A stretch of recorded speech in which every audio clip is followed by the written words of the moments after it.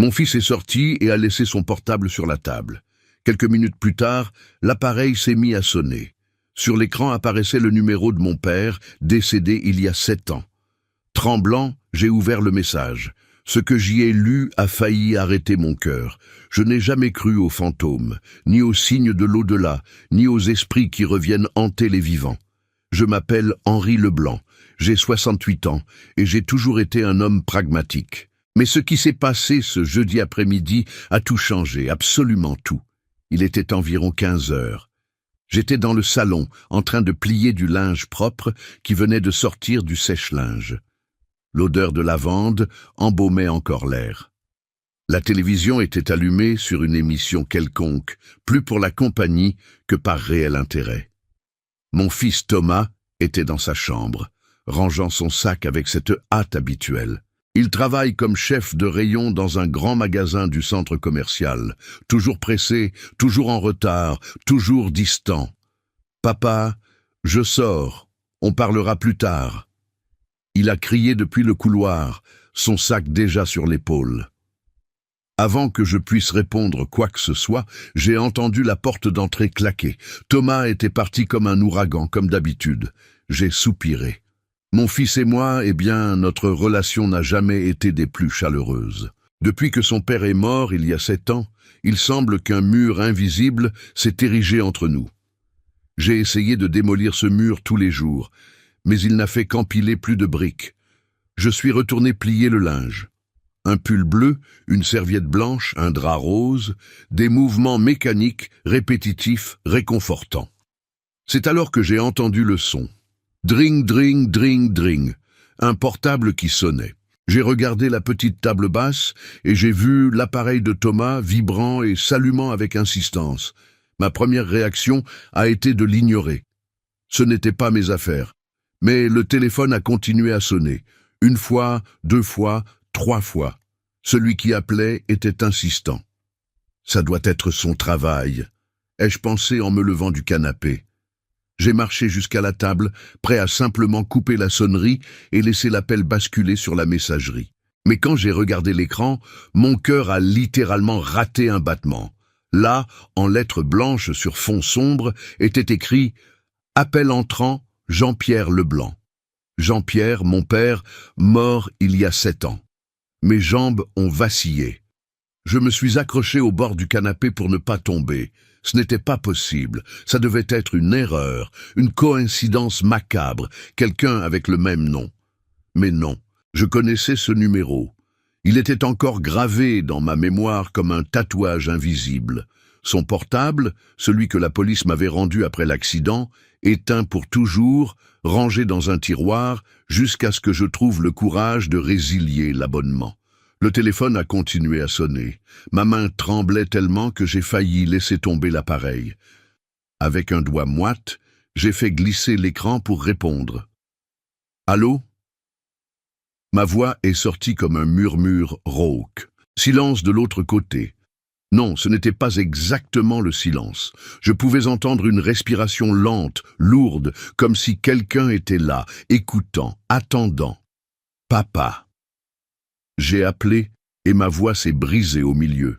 « Papa, c'est toi ?» La respiration a continué pendant 3, 4 secondes, éternelles, puis l'appel a coupé. Bip, bip, bip. Je suis resté là, tenant ce portable comme s'il s'agissait d'une bombe sur le point d'exploser. Mon cœur battait si fort que je pouvais l'entendre dans mes oreilles. Une sueur froide coulait le long de ma nuque. Ce n'était pas possible. Papa était mort. Je l'avais vu dans le cercueil. J'avais jeté de la terre sur sa tombe. J'avais pleuré pendant des mois, jusqu'à ne plus avoir de larmes. Puis le portable a vibré à nouveau dans ma main. J'ai regardé l'écran. Un message texte du même numéro. Mes doigts arrivaient à peine à tenir l'appareil. J'ai ouvert le message, le souffle coupé, et j'ai lu. Si vous appréciez cette histoire, n'oubliez pas de vous abonner à Les Conseils de Papy, de laisser un like et de commenter d'où vous nous regardez. Votre soutien compte énormément. Henri, je dois te dire la vérité sur l'accident. Je ne suis pas mort seul ce jour-là.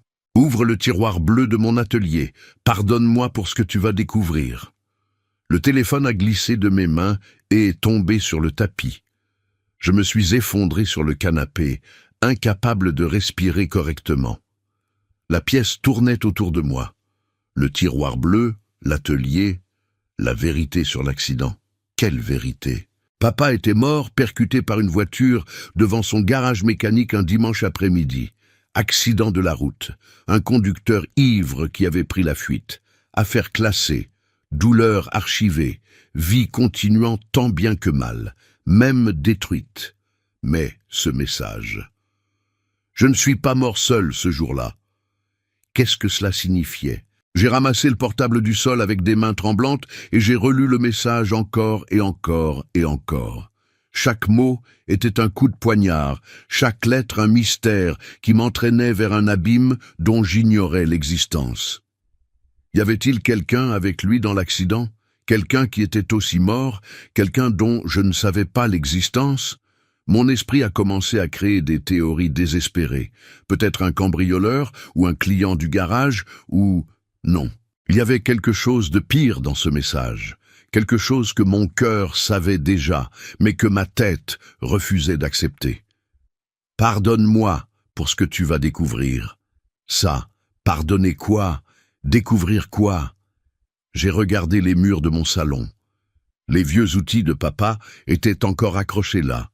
Une clé anglaise rouillée, une pince, un marteau en caoutchouc, relique sacrée d'un homme que j'avais aimé plus que moi-même. Ou avais-je aimé un homme qui n'avait jamais vraiment existé? Je me suis levé du canapé en titubant. Je devais sortir de là. Je devais aller jusqu'à ce maudit garage. Je devais ouvrir ce tiroir bleu, parce que quelque chose me disait qu'une fois que je le ferais, ma vie ne serait plus jamais la même. Et j'avais absolument raison. Avant de vous raconter ce que j'ai trouvé dans ce tiroir bleu, il faut que vous compreniez qui était Jean-Pierre Leblanc. Ou plutôt, qui je croyais qu'il était. J'ai grandi avec papa.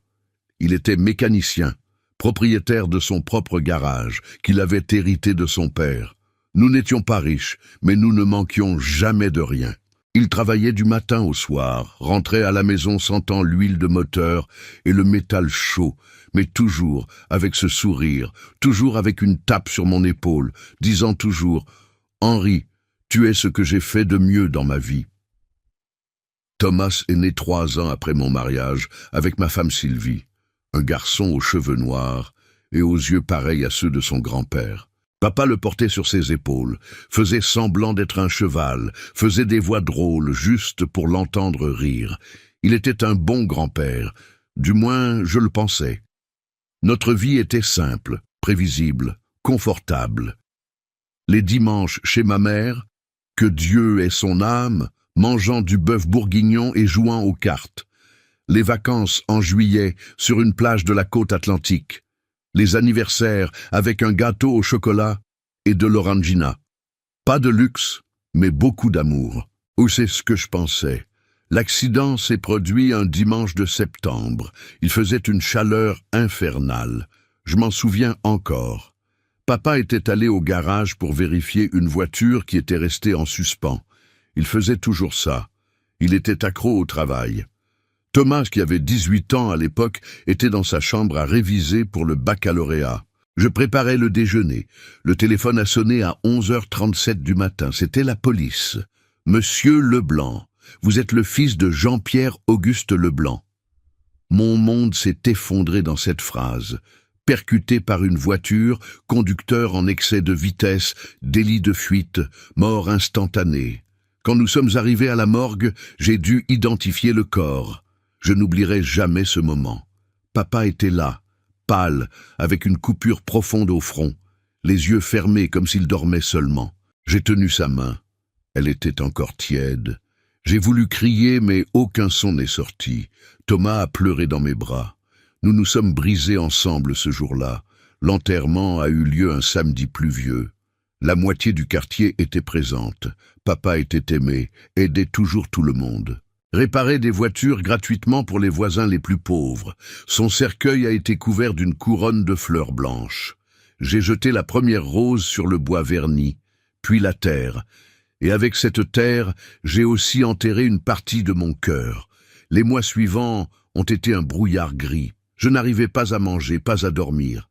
J'ai commencé à prendre des médicaments pour l'anxiété. Thomas s'est enfermé dans sa chambre. Il me parlait à peine. L'avocat s'est occupé de la paperasse. Inventaire, transfert de biens, fermeture du garage. Oui, je pensais que le garage avait été fermé, vendu pour payer les dettes. C'est ce qu'on m'avait dit. Il restait la maison où nous vivions et une petite indemnité de l'assurance vie. 95 000 €. J'en ai utilisé une partie pour rembourser la maison et le reste, je l'ai gardé pour les urgences. Thomas est entré à l'université en administration, mais a abandonné en 2e année. Il a trouvé un emploi au centre commercial. Notre relation n'a plus jamais été la même après la mort de papa. C'était comme s'il me reprochait quelque chose que je ne comprenais pas. Il passait des jours sans me parler correctement. Sortait tôt, rentrait tard, dormait dans sa chambre, porte fermée à clé. J'attribuais tout au deuil. Chaque personne traite la perte différemment, n'est-ce pas?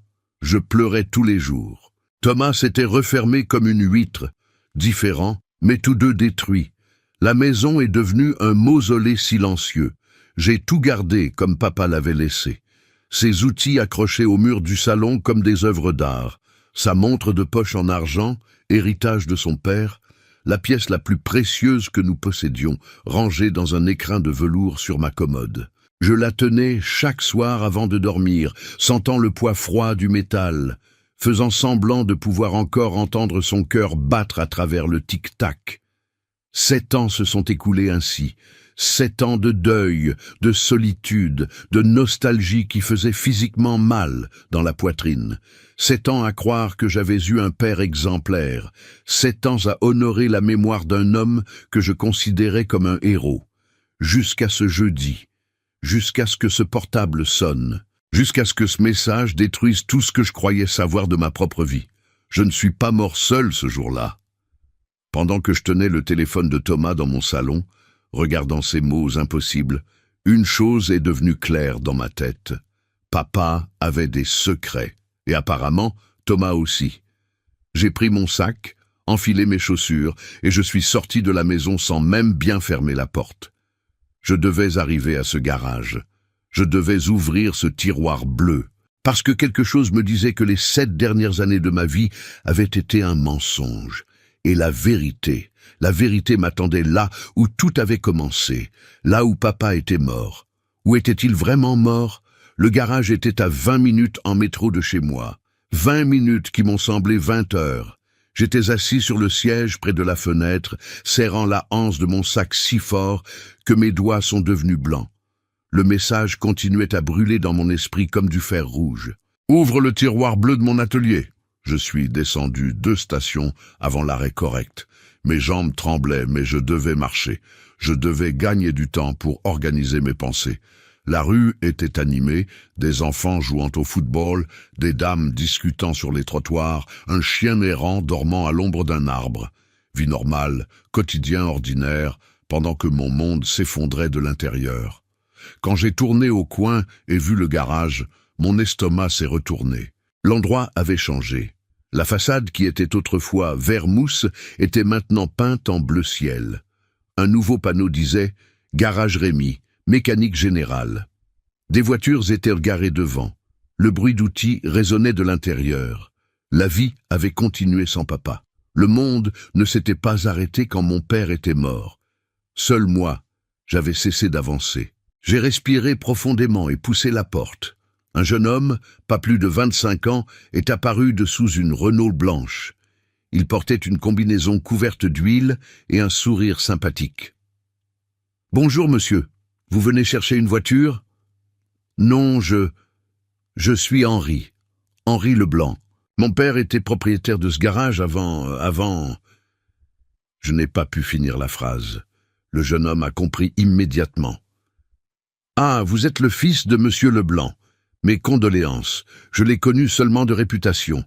Il était très respecté par ici. Je m'appelle Rémy.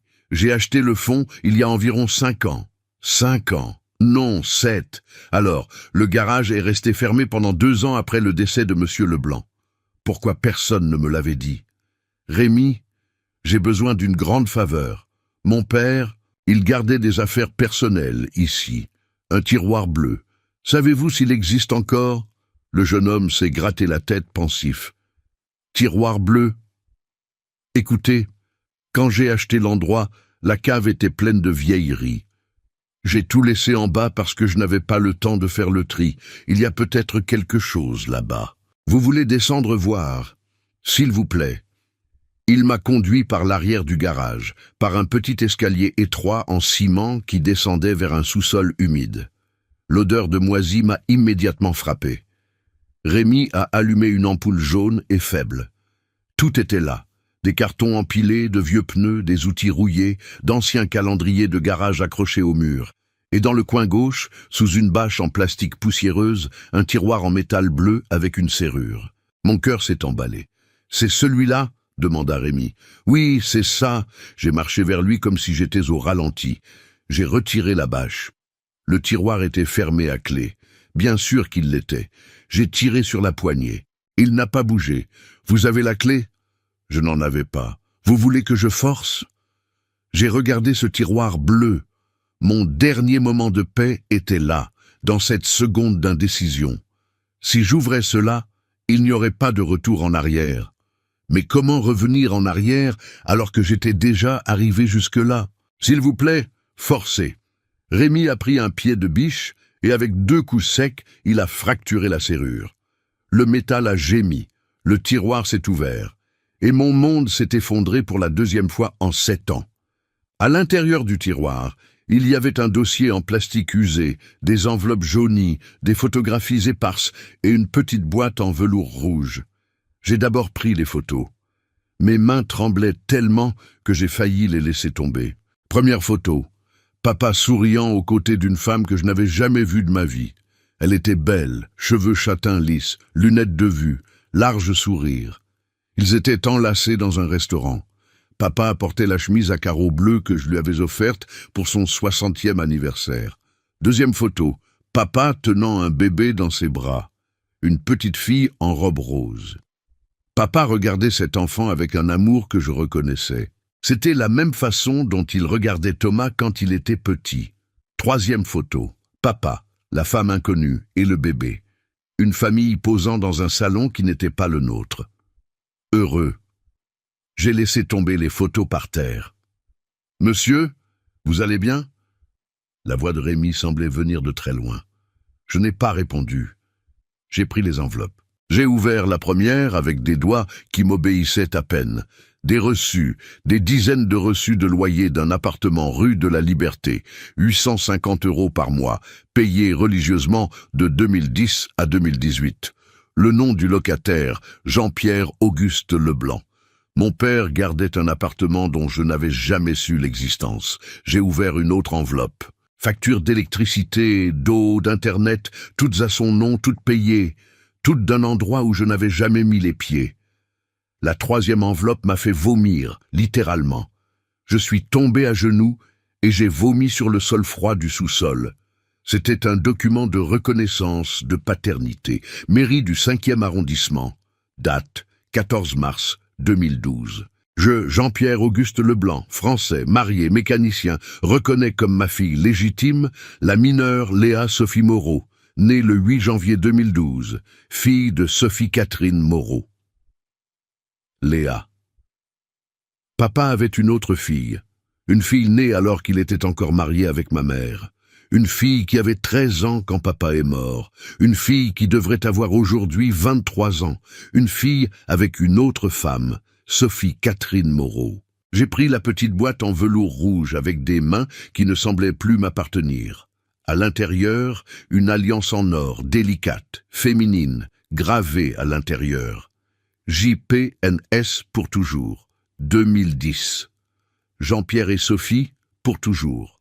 Pendant que moi, le fils légitime, l'idiot qui vénérait son père, je gardais ses outils comme des reliques sacrées. « Monsieur, monsieur, vous voulez que j'appelle une ambulance ?»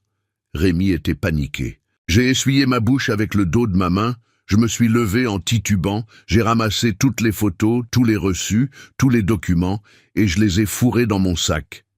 Je dois y aller. « Vous êtes sûr que ça va aller tout seul ?» Je ne l'étais pas. Mais quelle différence cela faisait-il? J'ai monté l'escalier en me tenant à la rampe comme un vieil homme de 90 ans. J'ai traversé le garage sans rien regarder. Je suis sorti dans la rue sous le soleil brûlant de 15 heures.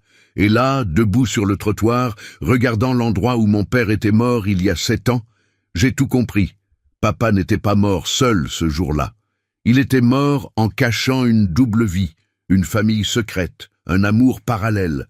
Il m'avait menti pendant des années et je n'avais jamais rien soupçonné parce que j'étais stupide, aveugle, pathétique. Mais la partie qui faisait le plus mal n'était pas celle-là. La partie qui faisait le plus mal était de savoir que quelque part dans cette ville, il existait une fille de 23 ans nommée Léa, la demi-sœur de Thomas. Et d'après le message que j'avais reçu aujourd'hui, Thomas savait. Mon fils avait toujours su. N'oubliez pas de vous abonner à Les Conseils de Papy et de commenter d'où vous regardez cette histoire. Vos messages me touchent profondément. Je suis rentré chez moi en état de choc. Je ne me souviens pas avoir pris le métro. Je ne me souviens pas avoir traversé la rue. Mon corps fonctionnait en pilote automatique pendant que mon esprit se noyait dans une mer de questions sans réponse. Quand j'ai ouvert la porte du salon, Thomas était assis sur le canapé. Il était rentré du travail plus tôt. Le portable, ce maudit portable, était dans sa main. Et à la façon dont il m'a regardé quand je suis entré, il savait que j'avais lu le message. « Papa !» Il a commencé, mais j'ai levé la main, le coupant au milieu du mot. « Non, tu ne vas pas commencer à parler. C'est moi qui vais parler. » J'ai vidé le contenu de mon sac sur la table basse. Photos, reçus, documents, l'alliance. Tout est allé là comme des cadavres d'une vie qui n'avait jamais vraiment existé. Thomas a pâli. « D'où tu as sorti ça ?» Sa voix est sortie tremblante. « Du tiroir bleu, celui que quelqu'un m'a dit d'ouvrir à travers un message du portable de mon père mort, un portable qui, je viens de découvrir, est dans ta main. » J'ai pris une des photos, celle de papa avec le bébé dans ses bras, et je l'ai jetée sur les genoux de Thomas. Qui est cet enfant ? Qui est cette femme ? Et pourquoi diable le numéro de ton grand-père est-il actif sur ton téléphone depuis 7 ans ? Thomas a pris la photo avec des mains tremblantes. Il a regardé cette image pendant de longues secondes. Quand il a levé les yeux vers moi, il y avait des larmes, mais pas de tristesse, de la peur. « Papa, je peux expliquer ?»« Alors explique !» j'ai crié, et ma voix a résonné dans toute la maison. Explique comment ton grand-père avait une maîtresse. Explique comment il a eu une autre fille.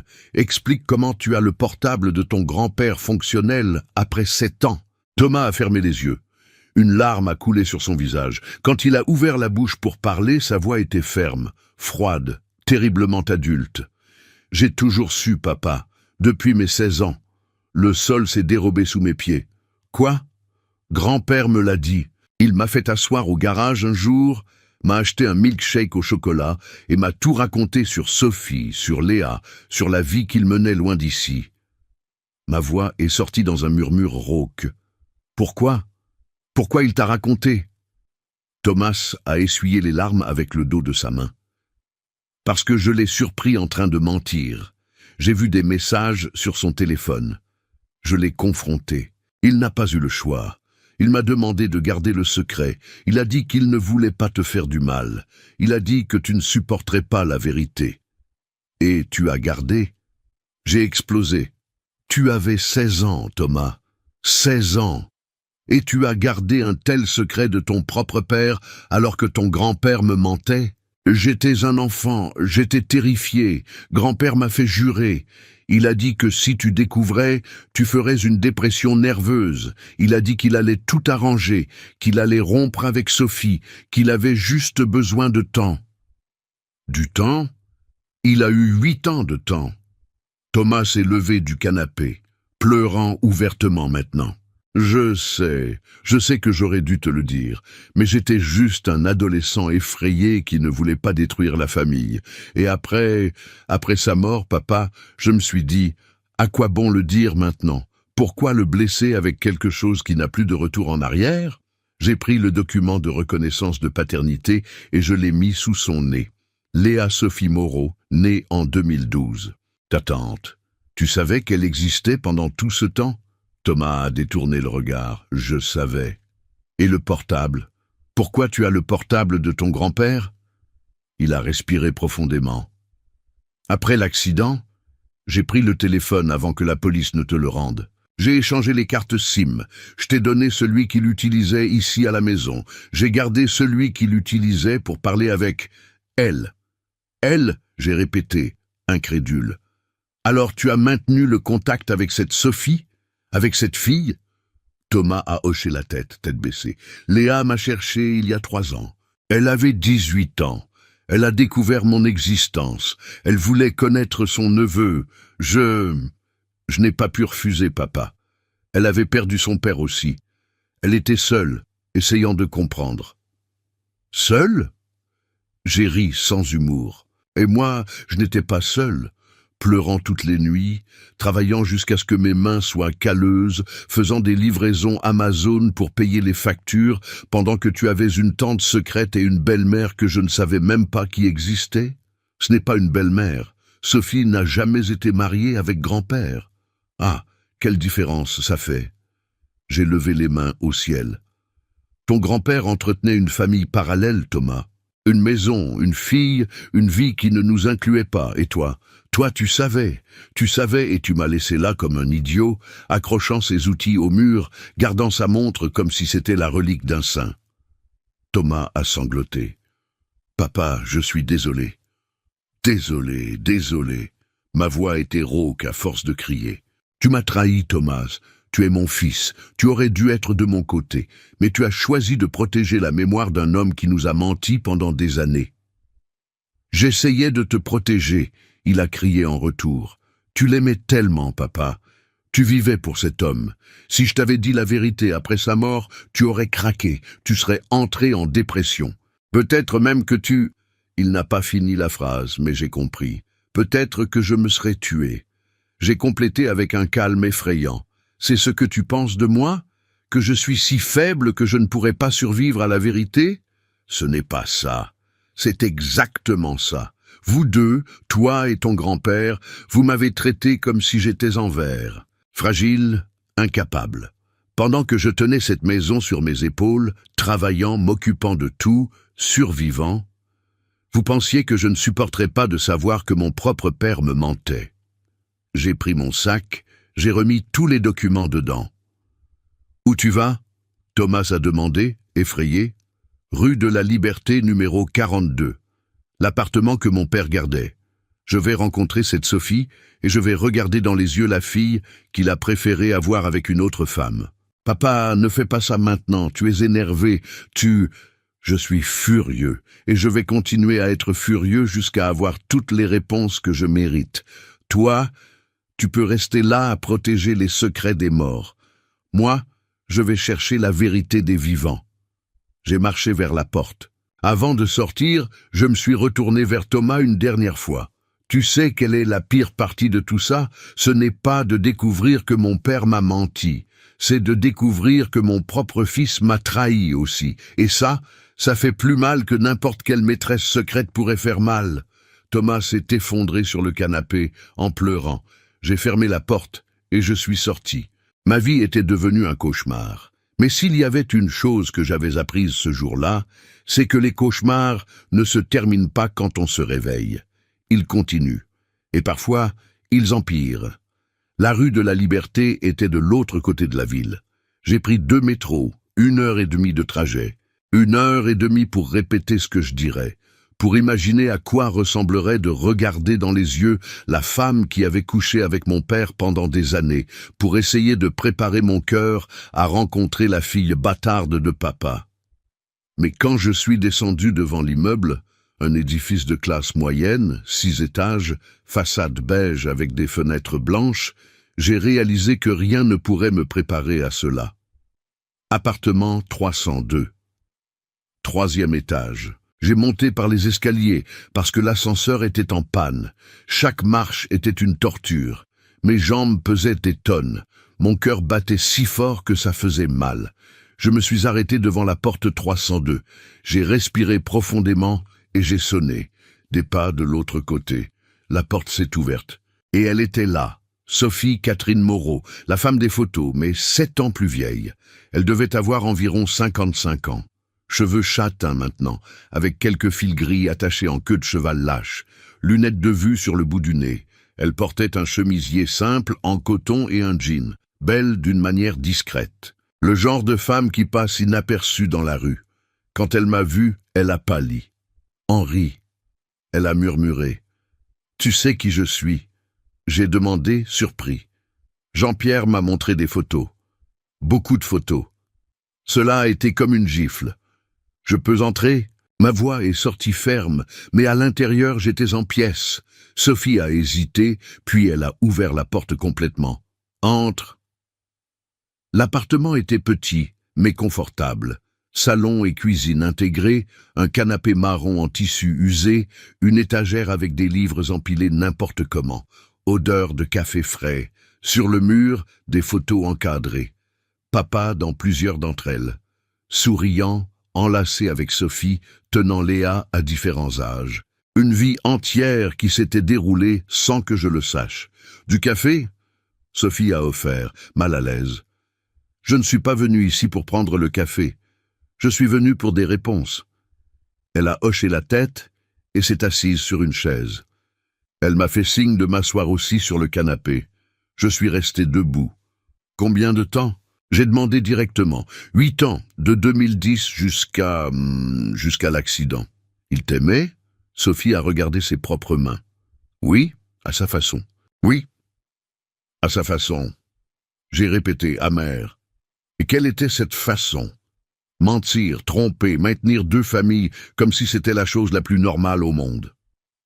Jean-Pierre était compliqué. Elle a commencé, mais je l'ai interrompu. Ne me sers pas de psychologie bon marché. Il était un menteur, un traître. Sophie a levé les yeux vers moi et pour la première fois, j'ai vu quelque chose en elle qui n'était ni de la peur ni de la honte. C'était de la fatigue, un épuisement profond.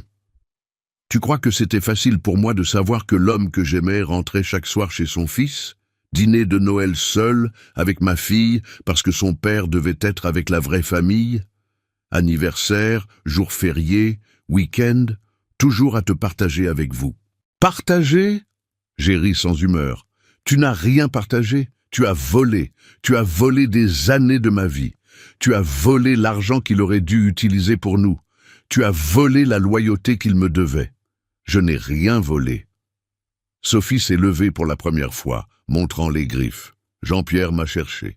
Il a choisi d'être avec moi. Personne ne lui a mis un pistolet sur la tempe. Et toi, tu savais qu'il avait un fils? Silence. Tu savais? J'ai insisté. Oui. Elle a admis en baissant la tête. Depuis le début. Cela m'a donné envie de frapper quelque chose. Quel genre de femme fait ça? Quel genre de personne détruit consciemment une famille? Le genre qui était seul depuis des années? Sophie a crié en retour, les yeux embués. Le genre qui travaillait 12 heures par jour comme infirmière et rentrait dans une maison vide? Le genre qui n'avait jamais été vraiment aimé jusqu'à rencontrer Jean-Pierre? Aimer. J'ai craché le mot. Il ne t'aimait pas. S'il t'aimait, il aurait quitté sa famille. Il t'aurait assumé. Il allait le faire, elle a dit. Et cela m'a transpercé comme un couteau.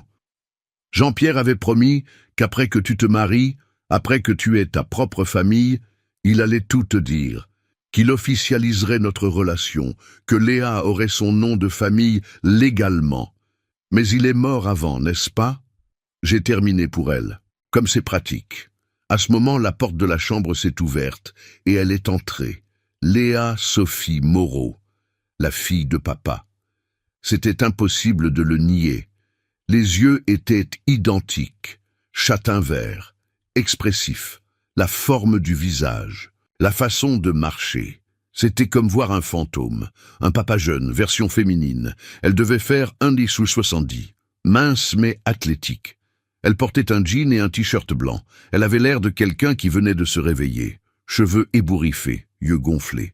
Quand elle m'a vu, elle s'est arrêtée au milieu du salon. « C'est vous ?» Ce n'était pas une question, c'était une constatation. Je suis le fils légitime, celui qui est resté avec la maison, le nom de famille et tous les souvenirs. Pendant que toi, tu as eu quoi exactement? Léa ne s'est pas laissée déstabiliser par mon venin. J'ai eu les souvenirs, les week-ends qu'il passait ici, les matchs de foot qu'on regardait ensemble, les conseils qu'il me donnait sur la vie. Des conseils? J'ai ri sans joie. Quel genre de conseils? Ma fille, quand tu grandiras, détruis des familles? Henri, arrête! Sophie a demandé, mais Léa a levé la main, faisant taire sa mère.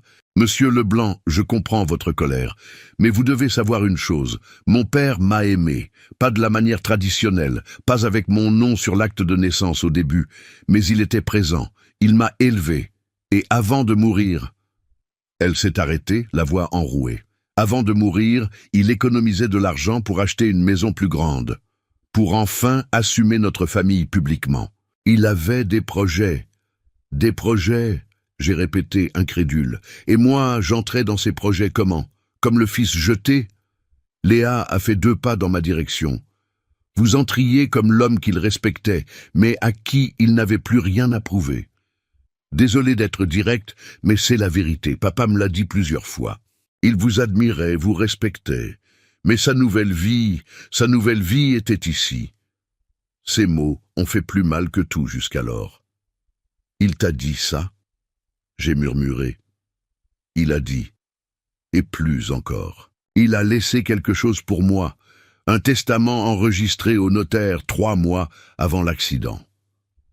Mon sang s'est glacé. Un testament!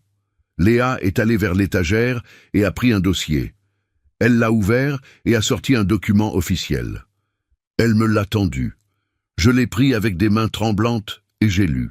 Moi, Jean-Pierre Auguste Leblanc, en pleine possession de mes facultés mentales, laisse à ma fille, Léa Sophie Moreau, 40% des parts du garage Leblanc mécanique, enregistré sous le numéro Sirette. J'ai arrêté de lire. J'ai regardé Léa. 40% des parts du garage, qui, selon la dernière évaluation, valait 780 000 € à l'époque. Aujourd'hui, avec les bénéfices accumulés qui auraient dû être distribués entre les associés, vous me devez approximativement 320 000 €. L'appartement a tourné autour de moi. Tu es en train de me faire chanter.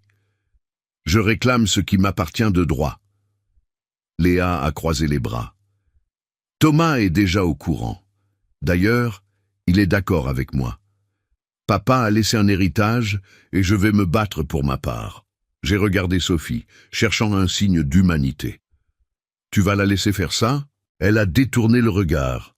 Léa est adulte, elle prend ses propres décisions. Je me suis retourné vers la porte, étourdi, nauséeux, détruit. Monsieur Leblanc, Léa m'a appelé. Vous avez 60 jours pour vendre la maison et me payer, ou je vais devoir faire appel à mes avocats. Rien de personnel, juste la justice. Je suis sorti de cet appartement en titubant. J'ai descendu les escaliers en me tenant à la rampe. Dans la rue, j'ai vomi sur le trottoir. Mon père m'avait menti, mon fils m'avait abandonné. Et maintenant, j'allais perdre ma maison, la seule chose qu'il me restait. Les 15 jours suivants ont été l'enfer sur terre. Léa ne bluffait pas. Une semaine après cette rencontre maudite, j'ai reçu une convocation judiciaire. Enveloppe beige livrée par un huissier qui a frappé à ma porte à 8 heures du matin un lundi. Action en reconnaissance et dissolution de société. Réclamation des parts. J'ai traduit mentalement. Elle me poursuivait en justice.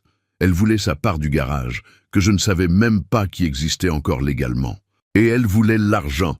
Tout l'argent. J'ai cherché un avocat, Maître Dupont, un monsieur d'une 60aine d'années, qui recevait dans un bureau minuscule près de la gare. Il facturait 250 € la consultation, le moins cher que j'ai trouvé. Il a lu les documents, ajusté ses lunettes et soupiré. Monsieur Leblanc, je vais être honnête. Son dossier est solide. Testament enregistré au notaire, reconnaissance de paternité régularisée, documentation de l'entreprise en ordre. Si le garage était actif quand votre père est décédé, techniquement, elle est cohéritière. Mais le garage a été vendu, fermé. A été. Il a feuilleté les papiers. Ici, il dit que l'entreprise n'a été officiellement fermée qu'en 2020, 3 ans après le décès de votre père, Qui a signé la documentation de fermeture? Je suis resté silencieux, je ne savais pas. Je ne m'étais jamais préoccupé de ces détails. Thomas et l'avocat de l'époque s'étaient occupés de tout. Je dois enquêter là-dessus, j'ai murmuré. Enquêter? Mais sachez que tel que c'est, cette jeune femme a de grandes chances de gagner. Et si elle gagne, vous devrez payer.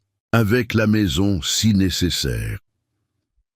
Si cette histoire vous touche, pensez à vous abonner à Les Conseils de Papy. Laissez un like et dites-moi dans les commentaires d'où vous regardez.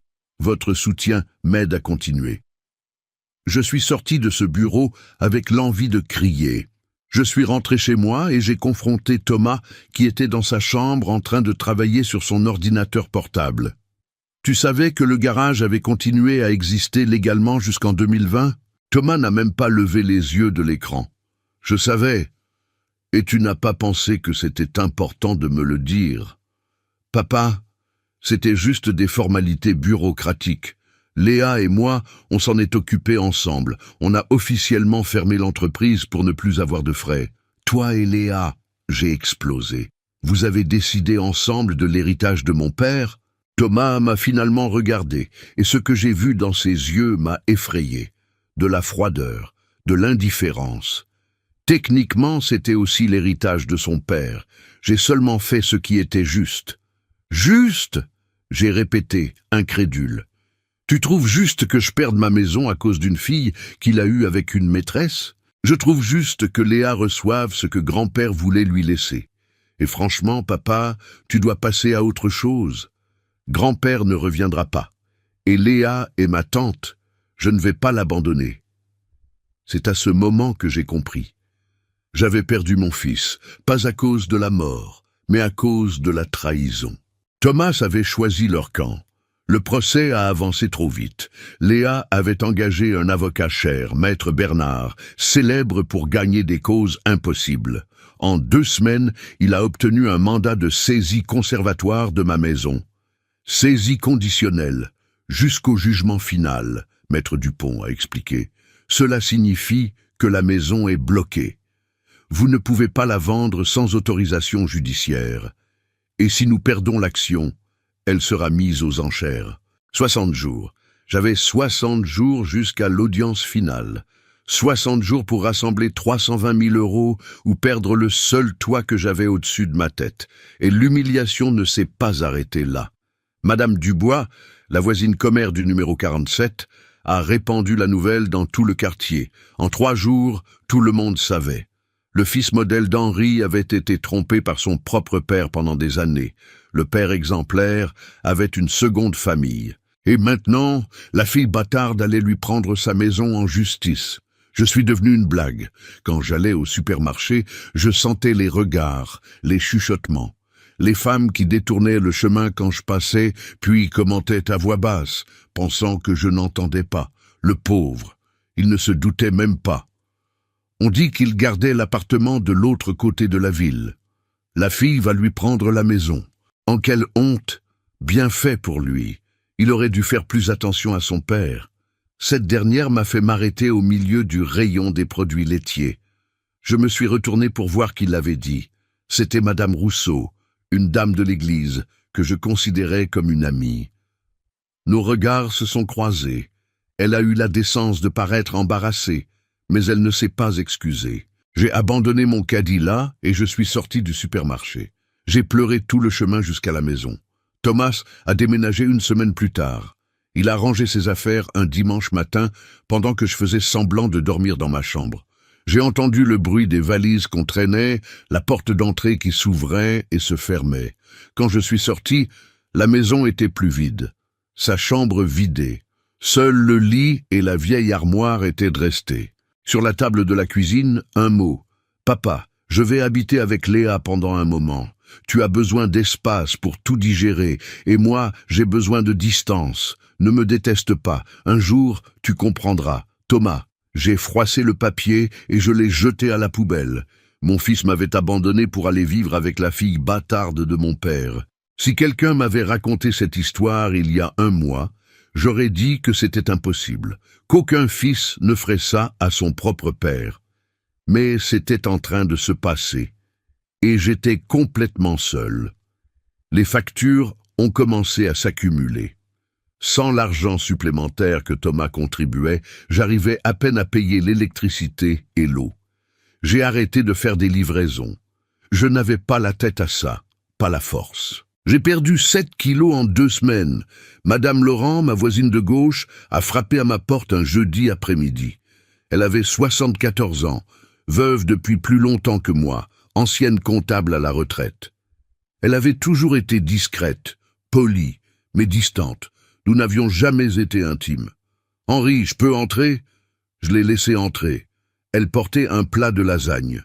J'ai apporté de la nourriture. Vous en avez besoin. Je n'ai pas nié. J'en avais vraiment besoin. Nous nous sommes assis à la table de la cuisine. Madame Laurent m'a observé en silence pendant une bonne minute avant de parler. J'ai entendu parler du procès.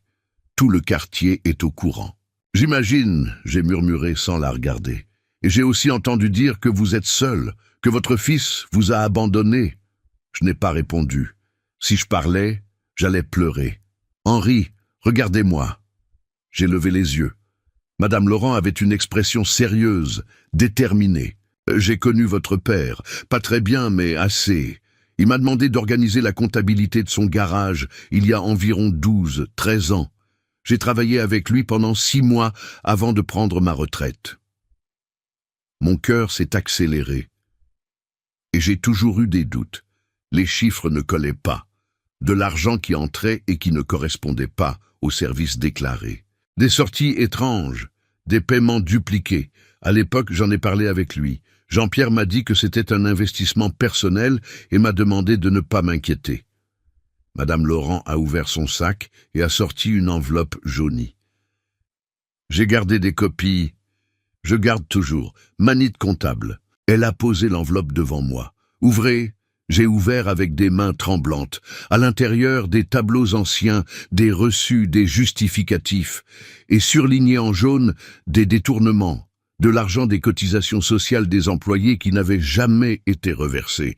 Des impôts évadés, des fausses factures. Votre père était un fraudeur fiscal, Henri, et d'après les montants ici, un fraudeur de longue date. Si le fisc enquête là-dessus... Elle n'a pas fini la phrase.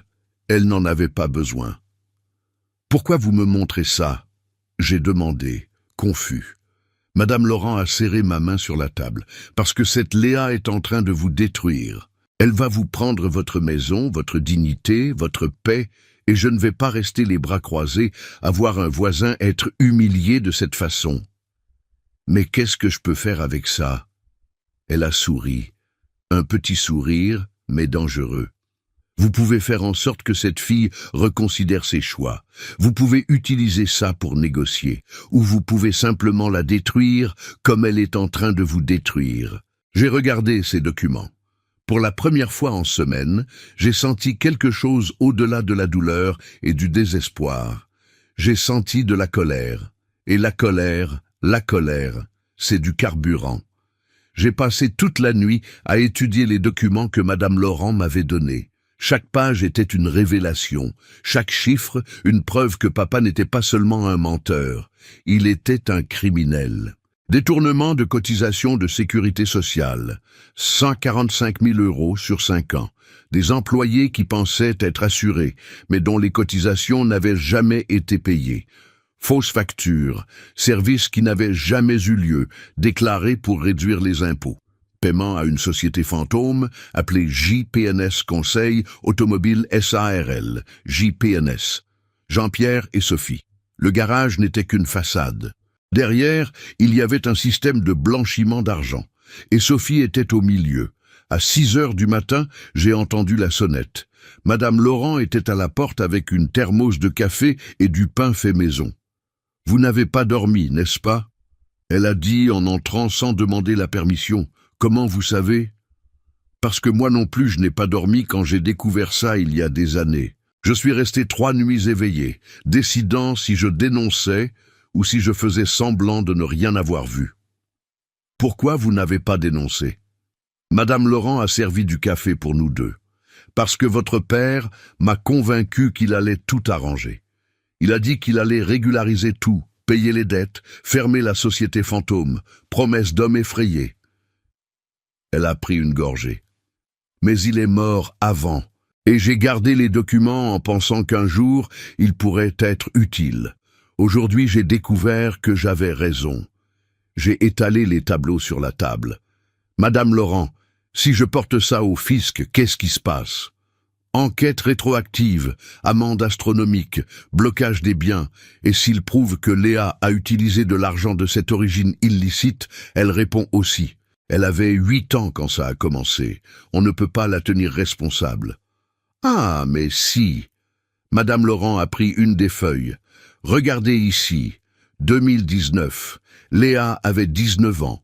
Ce virement de 55 000 € du compte de la société fantôme vers son compte personnel. Elle a signé comme associée consultante. Elle savait d'où venait l'argent. Mon cœur s'est accéléré. Vous êtes sûr? Absolument. Et il y a plus. Elle a pris son téléphone et a cherché pendant quelques minutes. Je suis allé fouiller sur ses réseaux sociaux hier soir. La fille n'est pas discrète. Elle m'a montré l'écran. Instagram de Léa Sophie Moreau, profil public, photo d'une BMW noire rutilante. Mon nouveau jouet, 365 000 € bien investis, disait la légende. Date, il y a 3 mois. Plus de photos. Voyage à New York. Hôtel 5 étoiles, vêtements de marque, montre Cartier au poignet. D'où une fille de 23 ans sort-elle de l'argent pour ça? Madame Laurent a demandé rhétoriquement. Elle travaille, oui, comme ingénieur junior. Salaire, 2 800 € par mois selon son profil LinkedIn. Ça ne suffit même pas pour acheter le rétroviseur de cette voiture. Elle utilise l'argent de l'héritage, j'ai murmuré. Exactement. Et probablement une partie de l'argent sale que Jean-Pierre a détourné, ce qui signifie qu'elle est complice. Peut-être pas intentionnellement dans le passé, mais certainement maintenant. Je suis resté silencieux à réfléchir. Henri, vous avez 2 options, Madame Laurent a dit sérieusement. Option 1, vous vous laissez détruire. Vous perdez la maison, vous payez ce que vous ne devez pas. Vous devenez le pauvre type du quartier pour toujours. Option 2, vous contre-attaquez. Vous utilisez ces informations pour vous protéger. Vous montrez à cette fille gâtée qu'elle s'est attaquée à la mauvaise personne. Je ne sais pas faire ça, j'ai admis, la voix faible. Je n'ai jamais été du genre à me battre, à avoir des conflits. J'ai toujours été le pacificateur, celui qui cède. Et regardez où ça vous a mené. Madame Laurent a tenu mon menton, me forçant à la regarder dans les yeux. Ça vous a mené à être trompé, humilié et expulsé. Il est temps d'arrêter d'être une victime et de commencer à être un guerrier. Mais comment? Je ne comprends rien aux lois, au procès. Moi, je comprends, et je connais quelqu'un qui peut t'aider. 2 heures plus tard, j'étais dans le bureau de maître Olivier Fontaine, 12e étage d'un immeuble commercial du centre. Bureau spacieux, bibliothèque en acajou remplie de codes juridiques, diplômes, encadrés au mur. Maître Fontaine avait environ 48 ans, cheveux grisonnants sur les tempes, costume gris impeccable. Réputation d'être implacable dans les affaires de crimes financiers.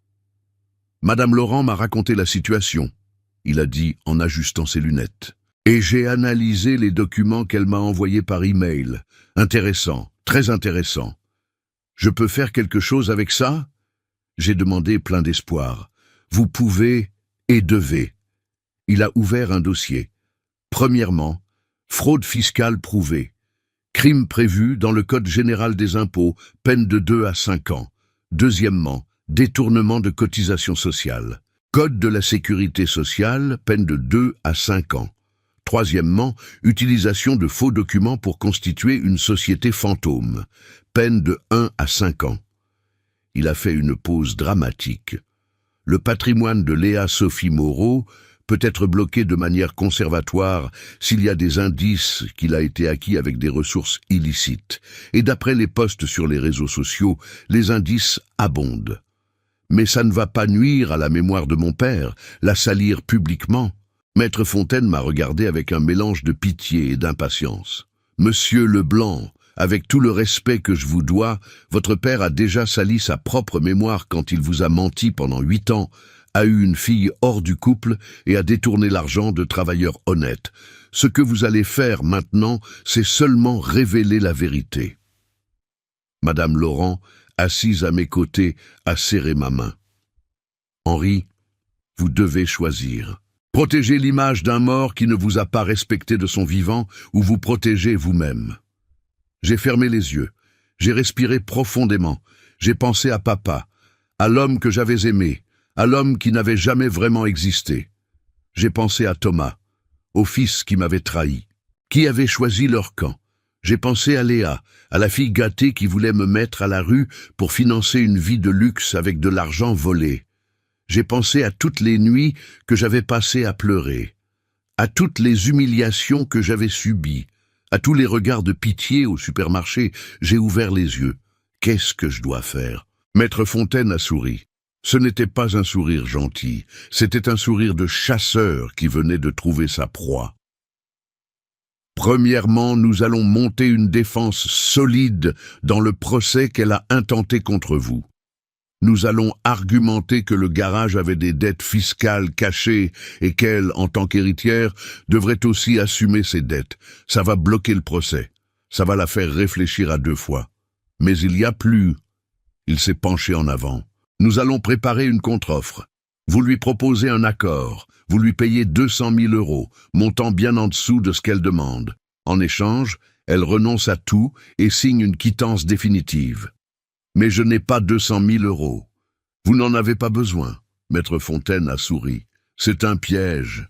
Si elle accepte, nous enregistrons la réunion. Nous obtenons qu'elle admette avoir reçu des sommes de l'entreprise dans le passé, qu'elle avoue connaître l'origine de l'argent. Et là, il a frappé la main sur le bureau. Là, vous livrez tout au fisc et à la police, avec les aveux enregistrés. Madame Laurent a complété. Et pendant ce temps, je continue à enquêter. J'ai des amis au fisc. Je peux accélérer l'ouverture d'une enquête formelle. Quand ça arrivera, sa BMW, son appartement, tout sera bloqué. J'ai regardé ces 2 personnes, une voisine que je connaissais à peine et un avocat que je venais d'engager, et j'ai réalisé quelque chose.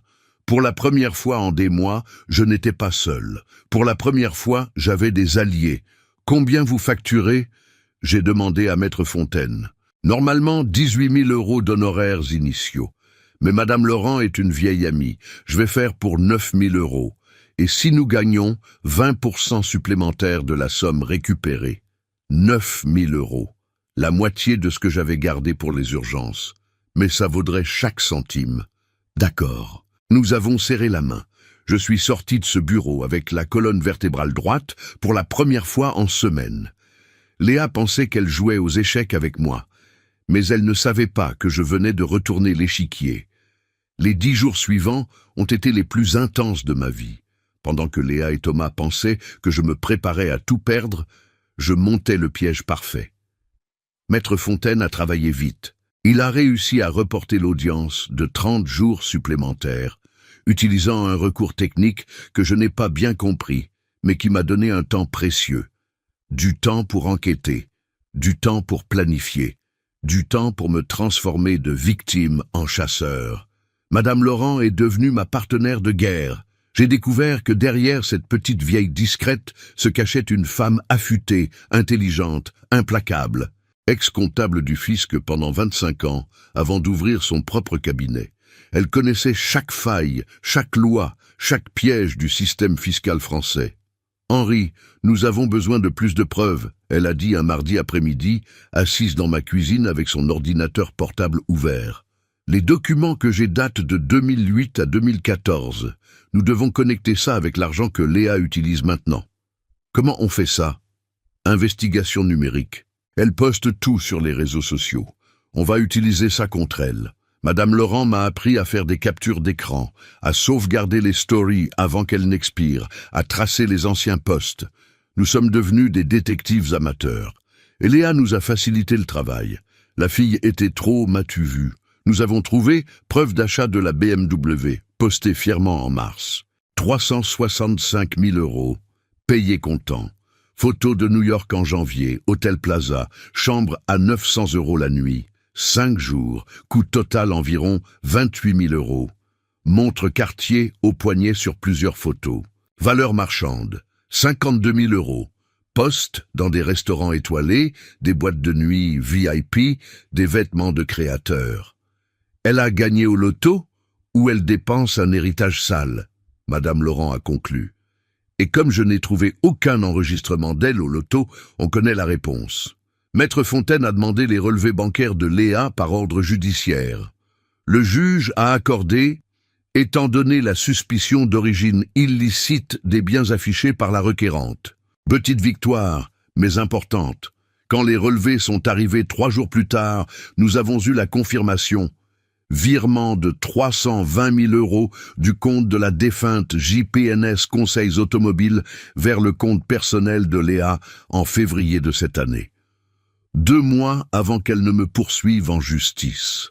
Elle a vidé la société fantôme avant de venir vous chercher, Maître Fontaine a expliqué. Maline, mais pas assez maline. Parce que cette entreprise avait une dette fiscale de 390 000 € auprès du fisc. Dette qui est techniquement passée à la succession de Jean-Pierre quand il est mort. Et de la succession aux héritiers, Léa et vous. Je vais aussi devoir payer ? Techniquement, vous êtes héritier aussi, mais nous allons prouver que vous n'avez jamais bénéficié de cette entreprise. Léa, elle si le fisc réclame, elle devra assumer la plus grande partie. Madame Laurent avait ses contacts. Un contrôleur fiscal nommé Renaud, collègue de longue date au fisc, qui par hasard a décidé de rouvrir l'enquête sur JPNS Conseils Automobiles. Les coïncidences de la vie. Pendant ce temps, nous avons préparé le théâtre. Maître Fontaine a contacté l'avocat de Léa, le fameux Maître Bernard, proposant un accord. Mon client, dans un geste de bonne volonté et pour éviter un épuisement émotionnel prolongé, offre 200 000 € en paiement unique pour l'abandon total de l'action, avec quittance de tout droit successoraux futurs. L'appât était lancé. Léa a mis 2 jours à répondre. Quand elle a répondu, c'était par message WhatsApp de Thomas, qui était toujours dans le groupe familial que nous n'avions jamais supprimé. Papa, Léa est prête à accepter 200 000 si tu paies en 15 jours. Je pense que c'est bien pour tout le monde. On clôture ça et on passe à autre chose. J'ai lu ce message avec un sourire amer. Thomas m'appelait encore papa, mais il négociait ma reddition comme s'il était agent immobilier. J'ai répondu « Je vais rassembler l'argent, fixer la réunion ». Thomas a programmé pour le vendredi suivant au cabinet de Maître Bernard. Midi. « Parfait, a dit Maître Fontaine quand je lui ai annoncé. Je vais préparer l'acte d'accord et nous allons tout enregistrer. Enregistrer, c'est légal ? Du moment qu'une des parties sait qu'elle est enregistrée, oui, et vous le saurez. Le jeudi soir, Madame Laurent est apparue chez moi avec un petit sac. Pour vous, elle a dit en me le donnant. À l'intérieur, une montre élégante, noire, avec un cadran discret. Belle ? J'ai commenté sans comprendre. C'est un enregistreur. Micro intégré dans la montre. Enregistre jusqu'à 10 heures d'audio, en haute qualité. Je l'ai acheté sur Internet. Elle est arrivée aujourd'hui. J'ai regardé cette montre avec étonnement. Vous me transformez en espion ? Je vous transforme en survivant, elle a corrigé. Portez-la à la réunion. Laissez-les parler. Plus ils avoueront, mieux ce sera. J'ai passé la nuit à répéter. Maître Fontaine m'avait donné un script de questions que je devais poser de manière décontractée. Léa, cet argent que tu réclames, tu as déjà utilisé une partie de l'héritage de ton père pour quelque chose ? Comment tu as réussi à acheter cette nouvelle voiture ? Je l'ai vue sur tes photos. Elle est magnifique. Sophie, tu savais d'où venait l'argent que Jean-Pierre te donnait ? Il parlait du garage ? Des questions innocentes. Des pièges mortels. Le vendredi matin, je me suis réveillé à 5 heures. Longue douche, j'ai repassé les vêtements les plus sobres que j'avais. Costume bleu marine, chaussures fermées, cheveux bien peignés. Je devais avoir l'air vaincu, fragile, résigné. J'ai mis la montre enregistreur. J'ai appuyé sur le petit bouton caché sur le côté. Un voyant vert a clignoté une fois. Ça enregistrait. Madame Laurent m'a conduit en voiture jusqu'au centre-ville. Maître Fontaine nous attendait à la porte de l'immeuble. « Prêt ?» il a demandé. « Prêt. » Nous sommes montés. 14e étage. cabinet spacieux, moderne, avec vue sur la ville. Maître Bernard nous a reçus avec une poignée de main ferme. Monsieur Leblanc, réglons ceci de manière civilisée, d'accord? J'espère que oui. Léa et Thomas étaient déjà là, assis côte à côte sur le canapé en cuir. Léa en tailleur gris, cheveux attachés, posture confiante. Thomas en chemise noire, yeux baissés, mains entrelacées sur ses genoux. Quand il m'a vu, Thomas a levé les yeux. Il y a eu un éclair de quelque chose, de la culpabilité, du regret, mais ça n'a duré qu'une demi-seconde. « Papa !» il a commencé. « Thomas !» j'ai répondu sèchement. Je n'avais plus de larmes pour cette trahison. Nous nous sommes tous assis autour de la table de réunion. Maître Bernard a ouvert un dossier. « Bien, allons droit au but. Ma cliente accepte le montant offert, 200 000 €, moyennant quelques conditions. » Il a passé les 10 minutes suivantes à expliquer des termes juridiques. Je faisais semblant d'écouter, mais mon esprit était concentré sur la montre, sur l'enregistreur, sur le piège qui se refermait. Quand il a terminé, j'ai joué ma carte. Avant de signer, je dois comprendre quelque chose, j'ai dit avec une voix volontairement tremblante. Léa, tu as déjà reçu de l'argent de l'héritage de ton père? Parce que si oui, peut-être que ce montant devrait être déduit. Léa a échangé un regard rapide avec Maître Bernard. L'avocat a hoché la tête discrètement. J'ai reçu quelques sommes, oui. Papa avait laissé un compte avec environ 45 000 € qui me sont revenus. Et il y avait aussi des parts de son ancienne entreprise qui ont été vendues. Ça fait longtemps déjà. Quelle entreprise? J'ai demandé en faisant l'innocent. JPNS Conseil, c'était une prestataire de service qu'il avait en plus du garage. Voilà, première confession enregistrée. Et tu as utilisé cet argent pour quoi? Léa a souri fièrement. J'ai bien investi. Acheté une voiture, fait un voyage, je gardais le reste. Papa me disait toujours que je devais profiter de la vie. Deuxième confession, confirmation de l'utilisation des ressources. Thomas s'est agité, mal à l'aise sur sa chaise. Il était plus malin que Léa. Il sentait que quelque chose n'allait pas. « Papa, on peut juste signer et en finir ?» il a demandé. « Encore une question ?» j'ai insisté. « Sophie, où est-elle? Elle ne vient pas signer aussi. » « Sophie n'est pas héritière, Maître Bernard a répondu. Techniquement, elle n'a pas besoin d'être présente. Mais elle recevait de l'argent de Jean-Pierre pendant des années, non? Comment ça se passe pour ça? » Silence tendu. Léa, naïve, a répondu « Maman recevait une pension informelle. Papa envoyait de l'argent tous les mois. Elle n'a jamais travaillé officiellement avec lui, elle le conseillait seulement. » Troisième confession. Lien entre Sophie et les ressources détournées. Maître Fontaine, à mes côtés, est resté impassible, mais j'ai vu. Le coin de sa bouche a tremblé. Un presque sourire. Nous avions tout. J'ai pris le stylo que Maître Bernard me tendait. J'ai fait semblant de vouloir signer le document. J'ai approché la pointe du stylo du papier. Et je me suis arrêté. « Vous savez quoi ?» j'ai dit en posant le stylo. « J'ai changé d'avis. » Le silence dans la salle a été assourdissant. « Comment ça ?» Maître Bernard a froncé les sourcils. « J'ai changé d'avis. Je ne vais pas signer. » Léa s'est levée de sa chaise, rouge de colère. « Vous vous moquez de moi? Vous avez fixé cette réunion. Vous m'avez fait venir ici et maintenant vous renoncez? »« Asseyez-vous, Léa, » a dit Maître Fontaine, avec une voix calme mais létale. « Ou plutôt, restez debout.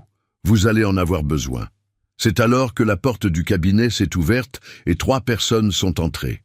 Un homme en costume sombre avec un dossier, une femme en blazer bordeaux et un policier en uniforme. Qu'est-ce que c'est que ça? Maître Bernard s'est levé, alarmé. L'homme en costume a montré une carte. Contrôleur fiscal Renaud Mercier, Direction générale des finances publiques. Voici Maître Sylvie Moreau du Parquet national financier et voici l'agent Christophe de la police judiciaire. Léa a pâli. Thomas a porté la main à sa bouche. « Qu'est-ce qui se passe ?» il a murmuré. Le contrôleur Renaud a ouvert son dossier et a posé des documents sur la table. « Nous sommes ici pour notifier formellement mademoiselle Léa Sophie Moreau de l'ouverture d'une enquête concernant le contrôle fiscal numéro 3182-2025, qui examine des crimes fiscaux, de cotisations sociales et de blanchiment d'argent liés à l'entreprise JPNS Conseil Automobile SARL. Il a fait une pause, regardant directement Léa.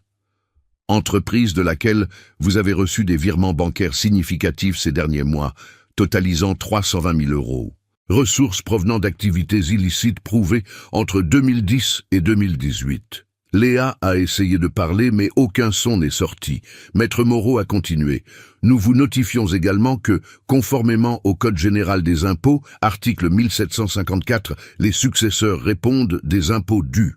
L'entreprise JPNS Conseil a une dette fiscale de 390 000 €. En tant qu'héritière ayant directement bénéficié de cette entreprise, vous êtes co-responsable de cette dette. C'est ridicule. Léa a finalement explosé. Je ne savais rien de tout ça. C'est mon père qui... Votre père est mort. Maître Fontaine a coupé froidement. Mais vous êtes bien vivante et bien consciente. Tellement consciente que vous venez d'avouer il y a moins de 5 minutes avoir reçu de l'argent de cette entreprise et l'avoir utilisé pour acheter un véhicule de luxe. Léa s'est tournée vers moi, comprenant enfin. Vous m'avez tendu un piège. J'ai touché la montre à mon poignet. Enregistreur. Chaque mot que vous avez dit est là, daté, horodaté, attesté. Thomas a commencé à pleurer. Papa, tu ne peux pas faire ça. Je peux. Et je l'ai fait. J'ai regardé mon fils avec une froideur que je ne savais pas posséder. Tu m'as trahi, Thomas. Tu as choisi de protéger un menteur mort et une profiteuse vivante. Maintenant, tu récoltes les conséquences. L'agent Christophe a fait un pas en avant. Mademoiselle Léa, vous n'êtes pas arrêtée pour le moment, mais vous êtes convoquée à comparaître au commissariat lundi prochain pour un interrogatoire formel. Tous vos biens d'une valeur supérieure à 50 000 € sont à partir de maintenant bloqués de manière conservatoire. « Ma voiture !» Léa a crié désespérée. « Bloquée, elle ne peut être vendue, transférée ou utilisée comme garantie jusqu'à la fin de l'enquête. L'appartement, s'il est à votre nom ou à celui de votre mère, également bloqué. » Léa s'est effondrée sur sa chaise, la tête entre les mains. Maître Bernard, l'avocat de Léa, a tenté une défense. C'est un abus de pouvoir. Ma cliente est innocente jusqu'à preuve du contraire. Votre cliente a utilisé de l'argent d'origine prouvée criminelle. Maître Fontaine a rétorqué. Elle l'a avoué en enregistrement, et elle a eu l'audace de poursuivre le fils de la victime pour extorquer plus d'argent. Innocente n'est pas le mot que j'utiliserai. Renaud, le contrôleur fiscal, s'est tourné vers moi. Monsieur Leblanc, vous serez également convoqué à témoigner, mais en tant que victime et témoin, pas en tant qu'enquêté. Les documents que vous avez fournis ont été cruciaux pour cette opération. Opération, Thomas a demandé entre sanglots. Opération héritage souillé, Maître Moreau a répondu. Nous enquêtons sur 3 cas similaires ces derniers mois. Des héritiers utilisant des ressources d'origine illicite pour intenter des actions contre des fils sans défense. Votre tante, Monsieur Thomas, est le cas le plus récent et sera exemplaire. Thomas m'a regardé, les yeux rouges, le visage défait par les pleurs. Papa, je ne savais pas que ça irait si loin. Léa m'avait assuré que tout était en règle, que c'était juste récupérer ce qui lui revenait de droit. Tu as cru parce que tu voulais croire, j'ai répondu, parce que c'était plus facile de me trahir que d'admettre que ton grand-père était un criminel, que tu vivais avec de l'argent volé, que ta chère petite tante est une parasite. Ne parle pas comme ça d'elle. Thomas a crié en se levant. Pourquoi? Parce que ça fait mal? Parfait. Maintenant tu sais comment je me suis senti quand j'ai découvert que mon père avait une autre famille, que mon fils savait et l'a caché, que vous deux vouliez me mettre à la rue. Le silence qui a suivi était tranchant. Maître Bernard a rassemblé ses documents, vaincu. Je dois consulter ma cliente en privé. Faites, a dit Maître Fontaine magnanime. Mais sachez que l'offre d'accord a été retirée. Maintenant, il n'y a plus de négociation. Il n'y a que procès pénal et recouvrement fiscal. Renaud a tendu une enveloppe à Léa. Avis d'imposition. 390 000 € de dette fiscale, plus pénalité de 100%, totalisant 780 000 €. Pour paiement ou échelonnement, 30 jours. Après ça, vos biens iront aux enchères. Léa a pris l'enveloppe avec des mains tremblantes. Elle l'a ouverte, a lu, et j'ai vu le moment exact où elle a compris que sa vie venait de s'effondrer. « Je n'ai pas cet argent », elle a murmuré. « Alors vous allez tout perdre », Maître Moreau a dit sans pitié. « La voiture, l'héritage, la réputation. Et si l'enquête prouve que vous saviez l'origine criminelle depuis le début, vous pouvez ajouter 2 à 5 ans de prison. » Léa a commencé à pleurer. Un pleur laid, désespéré, d'une femme qui se croyait intouchable et a découvert qu'elle était faite de papier. Thomas s'est approché d'elle, a essayé de la consoler, mais Léa l'a repoussé. « Dégage, c'est de ta faute. Tu m'avais dit que ton père était un vieux con qui ne réagirait pas, que c'était juste le pousser un peu et qu'il céderait. » Ces mots ont été une gifle pour Thomas. Il s'est tourné vers moi, choqué, honteux. « Papa, je n'ai jamais pensé que j'étais un con, jamais parié sur ma faiblesse. » J'ai fait un pas vers lui. « Thomas, tu m'as sous-estimé, vous m'avez tous les deux sous-estimé. Vous avez pensé que parce que j'ai pleuré, parce que j'ai souffert, parce que j'ai été trompé, je serais une proie facile. » J'ai enlevé la montre enregistreur de mon poignet et je l'ai posée sur la table. Mais je ne le suis pas. Je suis un homme qui a été poussé au-delà de la limite, et quand ça arrive, on ne s'effondre pas, on devient de l'acier. J'ai regardé Léa une dernière fois. « Tu voulais ma maison, tu voulais mon argent, tu voulais m'humilier publiquement ?» J'ai souri, un sourire sans chaleur. « Félicitations, tu as réussi à me faire me relever du sol, mais pas pour me faire tomber, pour me faire me battre. » Je me suis tourné vers Maître Fontaine. « On peut y aller ? On peut ?» Nous avons marché vers la porte. Madame Laurent, qui était restée dans le couloir tout le temps, m'attendait avec un sourire de fierté. Avant de sortir, j'ai entendu la voix de Thomas. « Papa, pardonne-moi, s'il te plaît. Je me suis arrêté.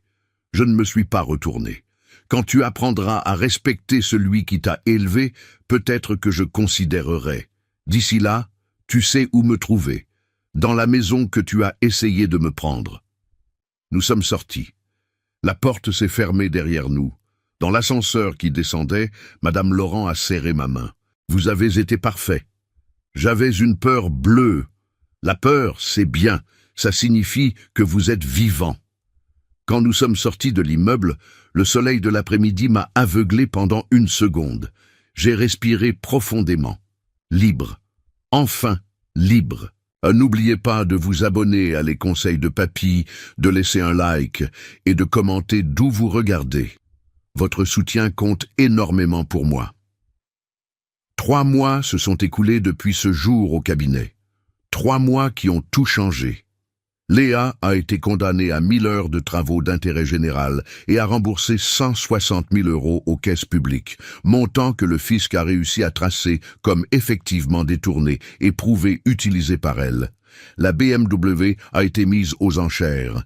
L'argent reversé pour payer une partie de la dette fiscale. Elle a obtenu un échelonnement en 120 mensualités pour le reste. Elle paiera jusqu'à ses 33 ans. La dernière fois que j'ai eu des nouvelles d'elle, elle habitait un appartement loué d'une chambre en banlieue, travaillait comme ingénieur junior et prenait le métro pour aller au travail. La vie de luxe était terminée. L'Instagram en privé, les photos effacées, le silence de la honte. Sophie a perdu l'appartement de la rue de la Liberté. Il était à son nom, donc il est entré dans le recouvrement fiscal comme bien à mettre aux enchères. Elle a déménagé chez sa sœur en province. J'ai entendu dire qu'elle était retournée travailler comme infirmière de nuit pour survivre. Je ne l'ai jamais revue personnellement et je n'ai aucune envie de la revoir. Et Thomas ? Thomas a été la partie la plus douloureuse de toute cette histoire. 10 jours après la réunion, il est apparu à ma porte.